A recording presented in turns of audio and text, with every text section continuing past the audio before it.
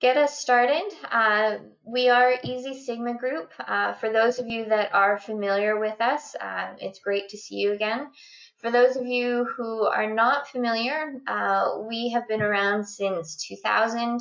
We're very passionate about continuous improvement in all of its forms, whether that's for personal development or for your organizational or professional development. We do specialize in Lean and Six Sigma training and consulting, but as you can see from this series, we are also very adept with some soft skills. And so we do have a partnership with Bay 3000, one of our sister companies. And through that, we also offer a full suite of products and services, a variety of software to help with data analysis or for ideation. So we're more than happy if any of these are of interest to you. Feel free to reach out anytime, and I'd be happy to provide you with some further information. So as I mentioned, today's webinar is on critical thinking, and we've got Perry McLeod that we're very pleased to have join us today. Perry has been working with our sister company, Bay 3000, for many years and has had rave reviews the entire time. He's got a wealth of experience with many different industries. His background you can see a bit on your screen here, and he's also an expert in soft skills and very well versed in critical thinking. So without further delay or ado, Perry, I will pass it over to you. Hello, everyone, and thank you for joining this webinar sponsored by EZSigma and Bay 3000. All right, sorry, just let me organize myself here. As you can see, I have a green screen behind me. So normally I have a background set up. A holiday background is the one that I've chosen for now, but I don't have the option to set up a background for this particular session.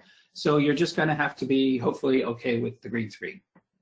So we are going to be talking about critical thinking, causal analysis, how do we apply sort of a systematic way of solving problems, coming up with solutions, looking at puzzles within the office environment. You can see here that our webinar objectives are, first, understand what critical thinking is, why has it been the focus, so why is this an important thing that we see sort of recently popping up? What are some of the skills for critical thinking? How can I overcome personal barriers to critical thinking? So I'll talk a little bit about that. A lot of this is very social. So critical thinking is of course, a lot of brain work, but when you talk about sort of overcoming your personal barriers, that's when we're getting into your own biases and your own sort of emotional tendencies and things like that. And at the end of the day, it's all about understanding yourself. So we'll talk a little bit about that and how can you apply critical thinking to your personal and professional life. I'll be talking a lot about things like causal analysis, things like correlation versus causation, the different types of critical analyses that you can apply to critical thinking. So first of all, let's just define it. So I've got two screens going here, so you'll see me look over here from time to time. So critical thinking is, of course, a disciplined process for analyzing facts to form a judgment. And that judgment is supposed to be without bias as much as possible. There's two basic sort of families to thinking. You've got deductive thinking, and then you've got inductive thinking. So deductive thinking is going to rely on facts, things that you can verify, things that you can prove, information that you can call up either in your mind or things that you can call up on a screen and say, look, here is the actual data that verifies this particular argument. Inductive thinking uses some data, but also relies on your personal experience. And so that's where things can be a little bit biased, depending, of course, on your personal experience. We all share bias. That's completely unavoidable. It's just a question of how well can you manage that bias. And that's where we get into things like, social organization and social intelligence and all that kind of stuff, which I'll touch on a little bit as we go. So we define critical thinking basically as the ability to sort of step away from your emotional state on a subject and think about it pragmatically. Think about it as systematically as you can. Think about it in of itself, not necessarily how you feel about it. So I'll try to refrain from being a little risque, but every now and again I may bring up a topic that is a hot topic on purpose to illustrate to you how difficult it can be to be a critical thinker. So let's say we want to talk about politics or religion or perhaps even the right for a woman to terminate her own pregnancy. These are very, very hot topics, and I did that on purpose because I want to sort of impress upon you how difficult it can be to be a critical thinker when you've got things like this to talk about. How are you able to sort of separate yourself from how you feel about the subject and have a critical thought, a critical discussion or a critical analysis about the subject itself?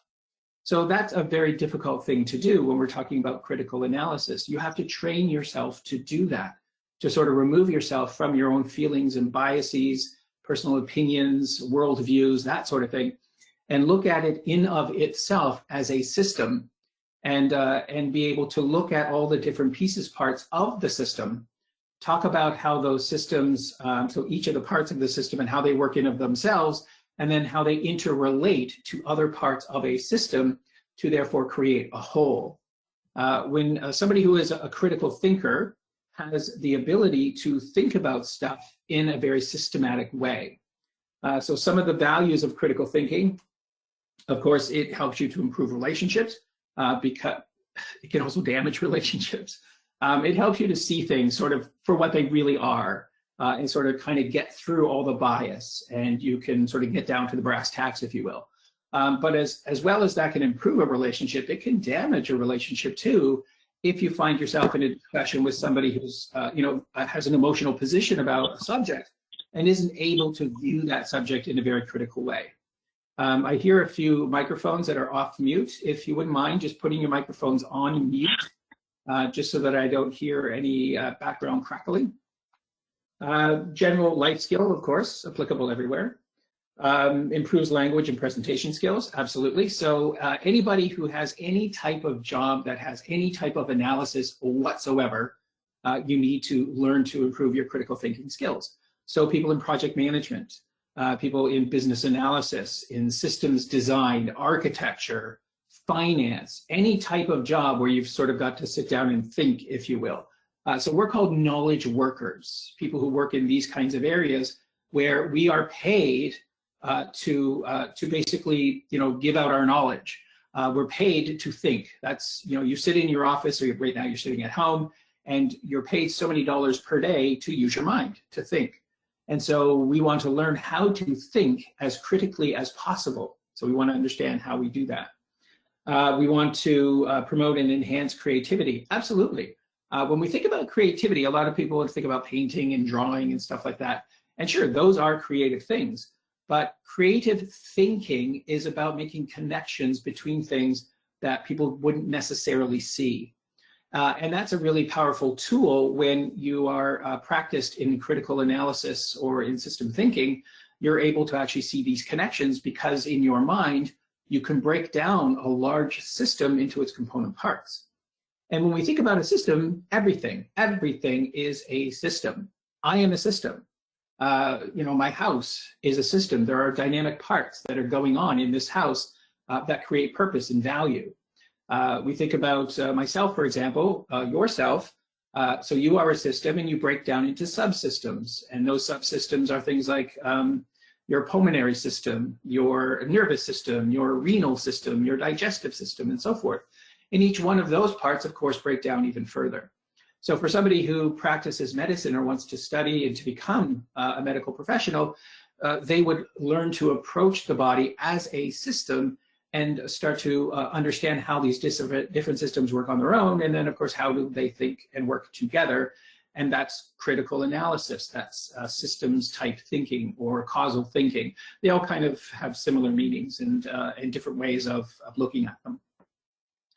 When we, there we go, talk about the top 10 skills that we're seeing right now in sort of in business, even in sort of manufacturing and businesses that you might think of traditionally as, sort of, I don't know, I'm not going to use the term blue collar, I don't really like that, but more, traditional sort of, not office jobs, I guess you could say. Even those types of jobs are really asking for people who have the ability to think critically, because the systems they interface with are becoming more and more and more complex. Gone are the days where you would just, simply pick up a tool and then use the tool and then put it down and pick up another tool. In manufacturing, in auto assembly, and all these different types of places, you're interfacing with complex computers that are doing a lot of the work that people used to do decades ago. And so the people that are working in those factories need to know how to interface with those computers, and that requires critical thinking.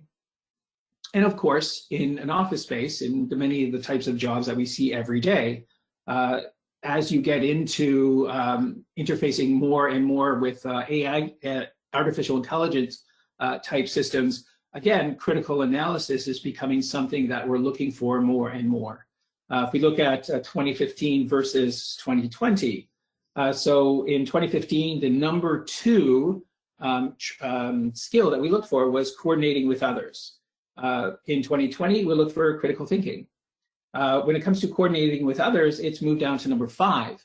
And one of the reasons for that, and this is just simply a coincidence, the fact that we're working from home now is a coincidence. This survey was produced prior to COVID, but more and more organizations are using hoteling type techniques, working from home techniques and stuff. You don't necessarily see people working in an office as much as you used to, even before COVID. COVID obviously sort of threw it into our face and said, do it now. So it's gone even further down the list, you might consider. So coordinating with others moved from number 2 to number 5 from 2015 to 2020. That's just 5 years.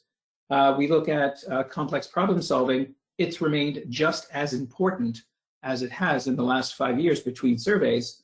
This, by the way, is philosophy.hku. Sorry, I can't really see it. You can see it off to the side in the bottom. And critical thinking is number 2, creativity is number 3. So problem solving, critical thinking, creativity, all of that stuff is uber important to success in almost any career or any job that you might find yourself in. So it makes sense that we learn a little bit about it. So these are the elements that we look for in critical thinking. So observation, reflection, explanation, analysis, evaluation, problem solving, interpretation, interfacing. So I will go through some of them. We don't have time to go through all of them. I guess probably something that's really important to go through would be problem solving. When you're doing problem solving, you're probably trying to figure out the cause of something, causal analysis, root cause analysis. In, say, for example, in medicine, it's easy to understand the difference between treating a symptom and treating a condition. But like, for example, if I break a bone, the bone really hurts and I know I have to fix the bone. So that's pretty simple. But when you start to deal with sort of mental health issues, things get a lot more complicated because the brain is a far more complicated system than your skeletal system. Your brain is a far more complicated system than your pulmonary system and just about every other system in your body. Your nervous system is incredibly complex and requires years and years of schooling to learn how to deal with a system that complicated. So that's kind of what we're dealing with here. Like, for example, when we think about painkillers, painkillers take away symptoms, but they don't deal with the root cause of whatever's causing the pain in the first place. And think about that in an office environment. So when you have some sort of problem that's going on in your office environment, and many of the problems that we deal with are related back to people.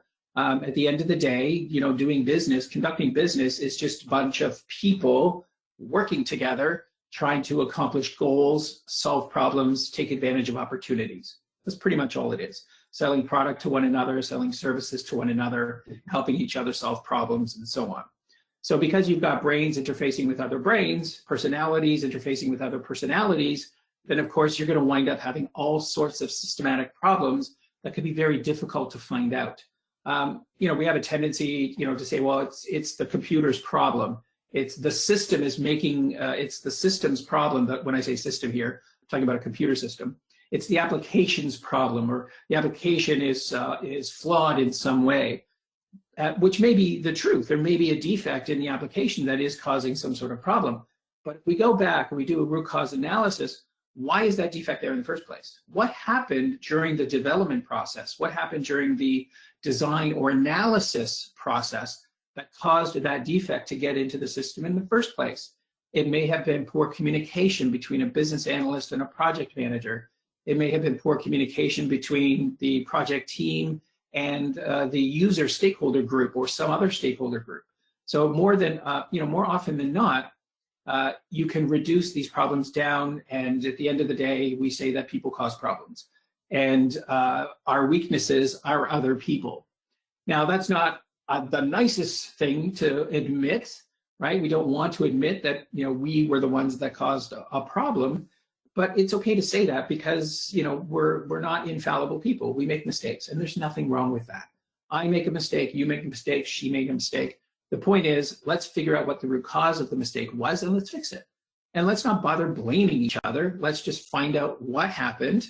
Let's educate ourselves. Let's learn from it so that it doesn't happen again, or it's less likely to happen again, and then move on.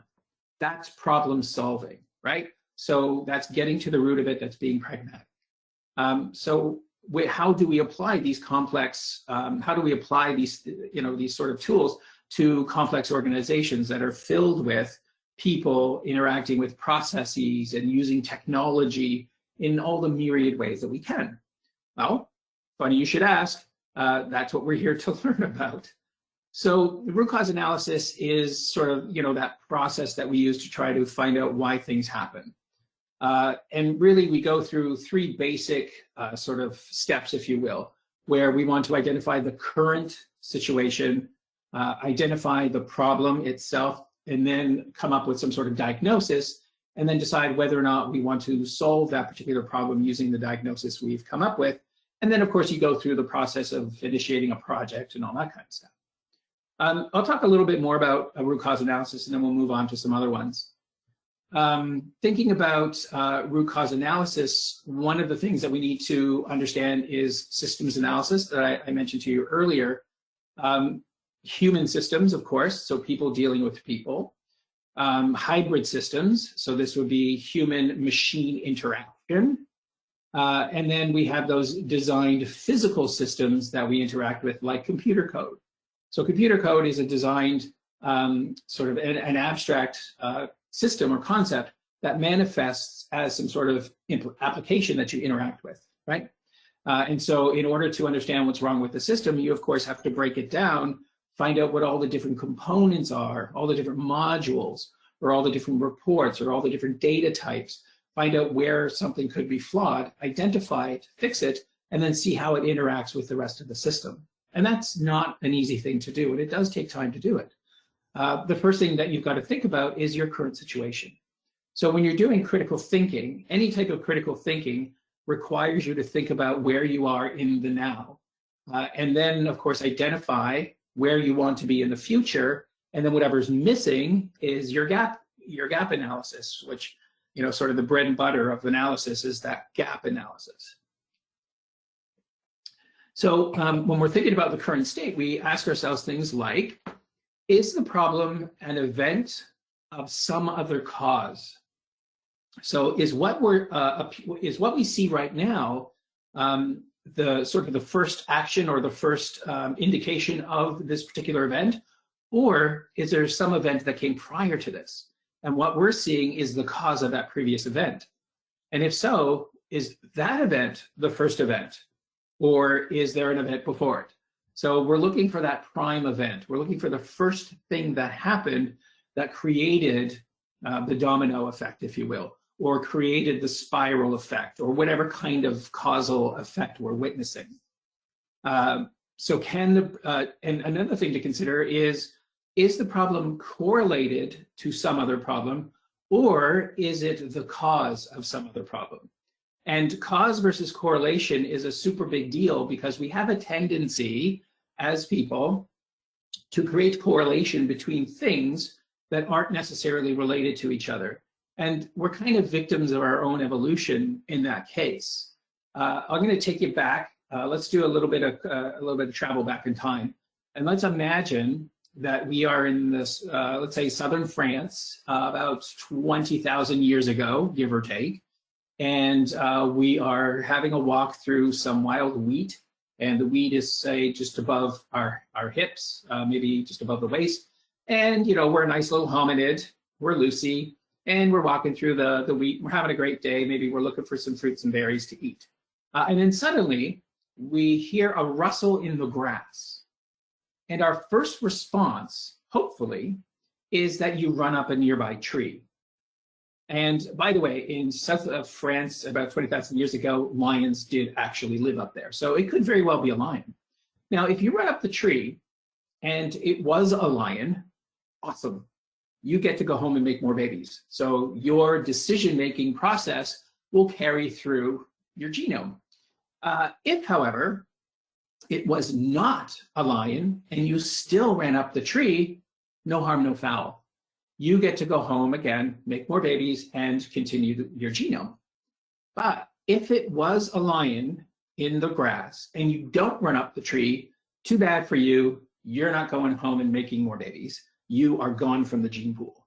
So what has happened over time is the other two phenomena were the ones that carried through the gene pool. And we call these type 1 and type 2 causal errors. So one is cause, one is correlation. So if you run up the tree and it was a lion, then the cause of the wind in the grass, or the rustle in the grass rather, was actually a wild animal trying to eat you, and you saved yourself. That's awesome. You made a good decision. But if the rustle in the grass was just the wind and you ran up the tree anyway, you made a correlation. You made sort of what we would call a false positive. You assumed that the rustle in the grass had what we call agency. You assumed that there was something there, even though there wasn't anything there. And that is when I say we are victims of our own evolution, is a bit of a problem in our modern society. So when you are out in the office and you're doing your work, or you're at home and you're doing your work and you're answering emails and you're responding to texts, talking on the phone, trying to get work done, all that kind of stuff, your sort of more primitive part of your brain doesn't know that you're doing computer work. It doesn't really have a sort of a conscious in that way. And so when it's faced with some sort of fight or flight response, it responds just like it did in the forest 20,000 years ago, and it's going to run up a tree. So what it does is it takes a correlation and creates a causation where there wasn't necessarily one there in the first place. So why is that important to learn? Well, when it comes to critical analysis, when it comes to systems thinking, when it comes to problem solving and all that kind of stuff, we need to understand, is this a correlation? Are these two things correlated to each other, or does one cause the other? Like, for example, let's just say that you're using your cell phone, using your mobile phone, and let's say I'm writing something in Facebook, and all of a sudden Facebook freezes, and I'm typing, but nothing's happening. And I swipe up to try to close the application, and nothing's happening. And I try to turn it off, and nothing's happening. The phone is completely frozen. Now, I might, in my mind, make a connection to Facebook because I was using Facebook at the time. So my brain might say, there must be something wrong with Facebook, and it's freezing my phone. And if I think that, I've created a correlation. So because I'm using Facebook and the phone froze at the same time, because those two things are temporal, they're closely related in time, I make an assumption. I make what we call a false positive. There's no evidence to support that Facebook crashed or froze my phone. I have no evidence to support that whatsoever. So a critical thinker doesn't make that assumption.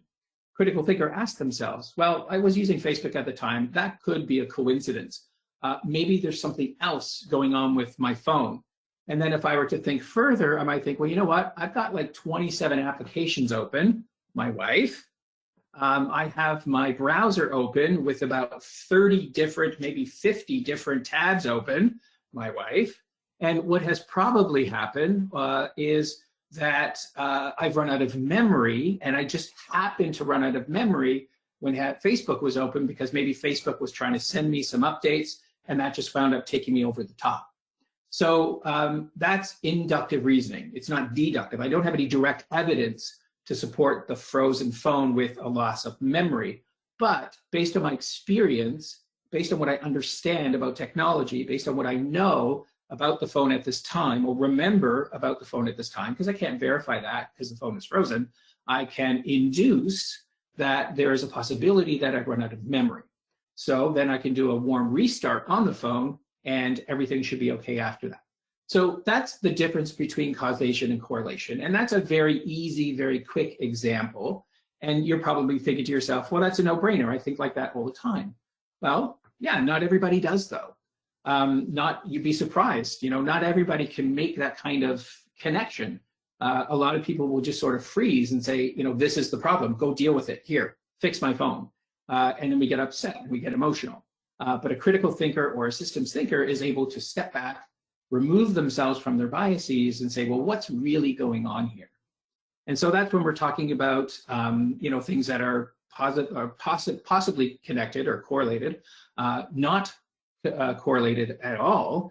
They could be correlated in a linear fashion, or they could be correlated in a non-linear fashion. Events that increase or decrease either positively or negatively at a constant rate are things that we call linear. So, the more applications I use, the more memory I use. That's a linear correlation between applications and memory, which will eventually cause the phone to run out of memory. There's only so much to go around.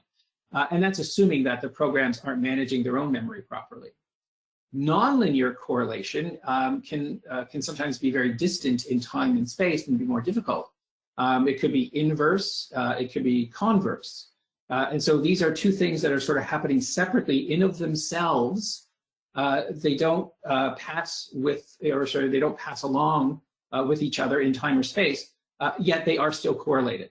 And that can be a very challenging thing when it comes to systems analysis. Let's say you're some sort of programmer, you're trying to debug a system, and there's a module in some other server way over there that has a correlation to the thing that you're working on, and you don't see that because the two are not close together temporally or spatially. I think I pretty much, so problem solving, talked about that a little bit. Analysis, obviously, we know what analysis is. It's taking a look at the thing, looking at what are its gaps, what are its flaws, what are its positives, what are its negatives. Is it right? Is it wrong? Is it up? Is it down? So literally examining the thing, looking for gaps, understanding what your propositions are to fill those gaps. Observation, of course, we would need to be good observers. Reflection, having the ability to look at a thing and take some time to think about it based on our own experiences, based on the experiences that we can share with others, things like that. When we go through the steps of critical thinking or systems thinking or causal analysis or whatever kind of expression you want to use, we're basically going through these steps. We first have to identify and organize our information, which is what I was just talking about doing a root cause analysis. We want to be able to structure everything together and to sort of, put things into boxes, if you will, categorize, organize, structurize. The metaphor I like to use is this box here, which is from one of my son's Lego kits, and it's from Minecraft. And so this is a chest, and in the chest is a bunch of Legos. And these Legos are all compartmentalized in the chest. And so that's something that a systems thinker is able to do almost naturally. Good systems thinkers have the ability to compartmentalize their thoughts and then go through their thoughts in a systematic, pragmatic way. Somebody who is, sort of more gregarious, outgoing, emotional, may find difficulty in structuring their thoughts in such an ordered way. So you can do it. It just requires training. So systems thinking, critical thinking, these are all just skills that you learn. It's no different than learning how to do miter cuts on some sort of mitering tool. learning how to router on a routering tool, learning how to become a master carpenter. It takes years to learn how to be a master carpenter, be a master cabinet maker, things like that. They're all learnable. We have a tendency to think that these things are more difficult because they have to do with the mind. And I suppose, in a way, they are. We're never really given clear instructions. I mean, everybody has their own opinion. When you're building a cabinet, there are clear instructions on how to build a cabinet. But an expert is going to be able to give you nuances and tips and tricks, things that take you beyond what you would read in a book. And so that's the leap that you have to make, is you look at the general, ideas of how do we actually, oh, sorry, moving my box here. Going through the tips and tricks are things that you learn as you learn the basics. And when you start to learn more and more about how we look at a particular system and how we think about that particular system critically, you start to learn how other systems coordinate with each other. And you start to see the entire environment as a system, one system piled on top of another, piled on top of another, on top of another, until eventually you have a whole universe. Really, it's the universe is the ultimate system, and it all just sort of breaks down from there until you get to a single quark. As far as we know, that's as low as the system goes. There may be some strings in there, we don't really know, but it's all just a bunch of systems piling on top of each other. So that's what critical thinking is. It's understanding how all of these things interrelate with each other. Excuse me, sorry. Continuing to think about some of the tools that we can use when we're going through this process. Here, I'm just going to rhyme off a bunch, and then I'll go through a couple of them. So a very popular tool is called the fishbone analysis or root cause analysis. That is a tool where you create something that kind of looks like a fish. You create a line down the center of a page. You create a square head on the edge of the page, and that's the subject that you're talking about. And then you create a bunch of bones or rib cages that kind of come out from the center line, and each of those represent categories. And then you just break down those categories and you explore. And it's a brainstorming tool that is structured like a fish. And so it's called an Ishikawa diagram, or a fishbone diagram, or a root cause diagram. I'm not a personal, that's not my thing. I'm not a fan of those. I find those claustrophobic, actually. I actually feel a sense of claustrophobia when I'm making those diagrams, because I have to work within these tiny little rib cages, and I can't expand my creativity, if you will. So I like to use something called a mind map. And so mind maps are where you create, and feel free to look these up if you're not familiar. A mind map is where you create your subject in the center of your page, and it's just a little bubble. But then you radiate your categories out like spokes on a wheel. And each category, let's say, for example, we're trying to figure out, I don't know why the server went down last night. And apparently the server's been going down every night at like 3:10 in the morning. And it's definitely a repeating pattern. It's not something that's random. So we want to find out what's causing the pattern. So 3:10 or maybe 3:09 every night in the morning, the server goes down, and we would like to find out why. So we might start a brainstorming analysis or a root cause analysis, and our categories might be things like environment. It could be things like hardware, software, the ever popular people, or process. And so these could be some of our categories. When you're doing brainstorming, your categories could really be anything you need them to be. In this example, sorry, I'm just going to lean in here, get comfortable as I tell my story. In this example, this is actually a real life example where I did apply a mind map with a technology team to solve this problem. The server was actually going down. It wasn't just the server, it was actually the database as well. And this is like early 90s, so we're talking, like Oracle 7, Oracle 6, something like that. So these are older systems, not the kind of stuff that we have now. And so one of the web servers would go down, and the database would freeze at about this time every morning, around 3-ish in the morning, somewhere between 3 and 3:30. And so I was asked to find out why.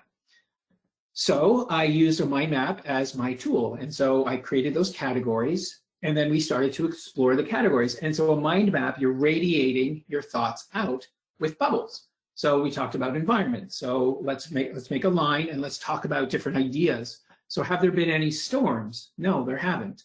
Was anybody in the server room? Did somebody possibly unplug the air conditioner and overheat everything? Well, no. And even if somebody had done that, everything in that room would have gone buggy, but there was nothing else. It was just those two physical machines. So okay, so that's not the issue. So we continue and we use other tools like a brainstorming tool to explore ideas. We went to hardware, and then we physically looked at the hardware and we ran tests on the hardware. And both machines were running as they should, as we expected them to run. There were no issues. We looked at the software. And this is where things started to get interesting. So I had some IT folks look at sort of the big software that gets used every day, all day, business vital, what do you call it, mission critical stuff that gets used. And during the day, there weren't any problems. And then the expectation was that, of course, nobody's using that stuff at 3 o'clock in the morning because we're all sleeping. And I said, are you sure about that? Don't we have a sales office in Asia? And somebody said, oh yeah, there's a guy who works out there. It's not really a sales office.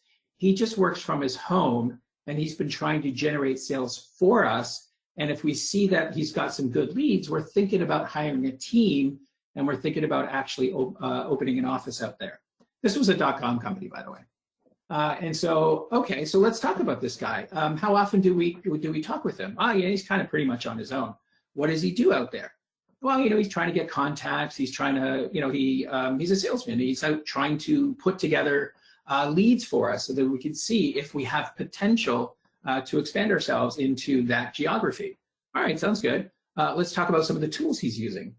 Well, as far as we know, he just kind of keeps his stuff on a spreadsheet, and he sends so-and-so, which was the director of sales, a spreadsheet once a day. Okay, well, where does he get that information?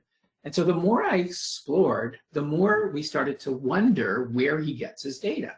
And we discovered that he made, and nobody knew about this because I actually eventually found it on a server. He had some programming skills, and it wasn't Excel. We were wrong. It was Microsoft Word. So he somehow, in Microsoft Word, created a bunch of program tokens that was grabbing data from the server, stuff that he was recording into the sales system to put into a Microsoft Word document, and then print that document or email that document to his boss. Now, the way he did it was not great. So he wound up creating a lot of redundancy and code memory leaks. It was Java, so the Java garbage collector wasn't working properly, and it was so the memory leaks were happening consistently. So he'd push his print button, and then nothing would happen. He'd print it again, nothing would happen. He'd print it again, nothing would happen. So we've got this slow, awful code going out doing the same request over and over and over again. So eventually, I discovered that it was this thing that he made that was causing the database to crash and the server to crash at around this time, because that's when he was running this homemade report that he came up with. So as soon as I discovered that, obviously we took that away from him. And as a business analyst, I talked to him about what his needs were, and we created a simple report in a pre-existing system that he was able to just, he opened up a tab and there it was. And then he didn't even have to send anything to his boss anymore, because his boss here in Canada could open up the same tab.